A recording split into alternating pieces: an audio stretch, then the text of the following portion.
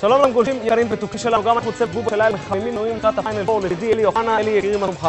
נהדר, מצוין, שאל אותי מדוע ולמה? מדוע למה? בן לדן אוסמה. אם כך הערכה שלך, מה אתה אומר סיכוי מכבי נגד ריאל? אין ספק שיש סיכוי, מכבי קבוצה נהדרת, קבוצה מצוינת, מכבי צריכה לבוא בכל כוח, לא לפחד, לא מריאל, לא ממוריניו ולא מאף אחד. אלי, איך מוריניו קשור לכל העסק? אבל לא, עם כל הכבוד היפיוף הזה שקורא לעצמו מוריניו, יש יותר יפי ממנו, יש יותר סקסי ממנו, יש יותר שכי ממנו, אחד מהם יושב ממש, אבל ממש פה לידך. אני מדבר על מכבי תל אביב, פיינל פור, צא איתו, בסדר? אם כך תרשה לי לפנות לדוד בת, מאמן. אל תיפול שתקים של מוריניו, הוא פרובוקטור, הוא שחצן, הוא קשקשן. אלי, חייך, מוריניו מעניין את ריאל מדריד כדורגל, אנחנו מדברים על כדורסל, נו באמת. נו, מה אתה חושב שלא יודע שזה כדורסל? תעשה טובה. זה איך אתה מדבר על כדורסל ואתה מכיר את מוריניו, באמת. ומי מאמן את ריאל אחרי שמסין עזב? אתה זוכר? האמת כל כך זוכר. אם כך דון פטט, אל תפריע.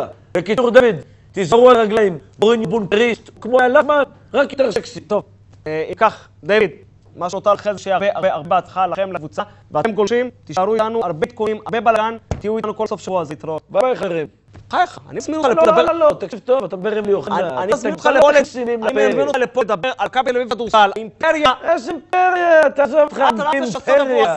שמעתם אותו? אימפריה. תעשה לי טובה, ידידי.